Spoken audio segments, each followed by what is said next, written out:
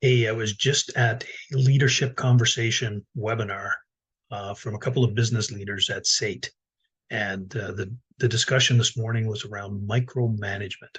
Excuse me. So I got a few key takeaways, and one of the first ones was a micromanager probably doesn't know they're a micromanager.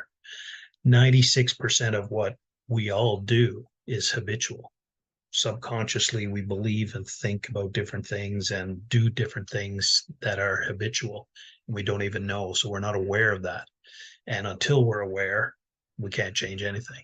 So how do you tell a micromanager he's a micromanager or she? So a couple of things that we discussed was accountability. If you don't know what happens if you don't do the things you've been assigned to do as an employee, then you're not really accountable because you don't understand the consequences. But if your micromanager was to let you know that, okay, this is what happens if we don't get this done. We don't get it done on budget. We don't get it done on time. Here's what's going to happen. Here's what's going to happen to me. Here's what's going to happen to you. So your accountability will go way up if you know what's going to happen. So if you're being micromanaged, find out what happens if you don't get something done. And if your accountability goes up, the micromanagement should come down. And there's no easy way to tell a micromanager that he's micromanaging.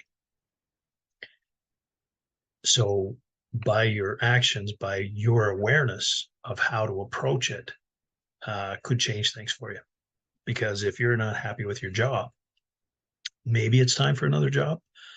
But at the same time, if you enjoy the work, then here's a few ideas you can use to speak to or help your manager become aware that he's micromanaging.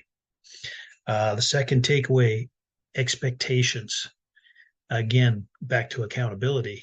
The expectation of what's to be done will help you get it done on time, which will help you reduce the amount of micromanagement, hopefully. That'd be the idea. But if you're a micromanager and you're assigning a task to someone, um, give the expectation.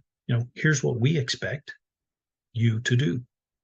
And if you're the employee, find out what the expectation is so that you can deliver on time or deliver whatever needs to be done with that task to make everyone successful. So they're kind of intertwined, accountability and expectations. But if both those factors are explored, discussed, then there's an opportunity for micromanagement to be reduced and employee satisfaction to be increased, right? Which is what you want. Assumptions. Of course, we all make assumptions all the time. And if you just accept the task and assume things, then you won't know what the expectation is and you won't be that accountable. So be careful when you're making assumptions. If you don't know what your employee is thinking, then you're going to assume they know what they're doing. You're going to assume it's all going to come in on time and everything's going to be great. But as a micromanager, you're going to assume they're probably not going to get it all done on time or not come in under budget. So you're going to have to micromanage it. So there's something else to think about, assumptions. And the biggest one was context. And most of the time now we're communicating through text or email. Thank goodness there's Zoom. We've got, you can certainly transfer a lot more information in a conversation face to face or over Zoom. Face to face, of course, is always better. Zoom is almost as good. And a phone call then would be next. But email and text can lose context of what you're trying to say. And I'm reminded of an event that we were at this summer where a gentleman had 8 people come up on stage and he gave us a sentence. And each person was to emphasize a different word in the sentence as we went along, as we all repeated the sentence. So the sentence was, I didn't tell her to spend all the money. So the first person would say, well, I didn't tell her to spend all the money. And the second person would say, I didn't tell her to spend all the money. Third, I didn't tell her to spend all the money. Fourth, I didn't tell her to spend all the money. I didn't tell her to spend all the money. I didn't tell her to spend all the money. I didn't tell her to spend all the money. So you can see how the context of each time it's said is changed. So texting and email loses context. So be careful how you're communicating with your employees. Be careful how you're communicating with your micromanager boss, because maybe you're the cause of his micromanagement, right? And the last thing was responsibility. It's a two-way street, really.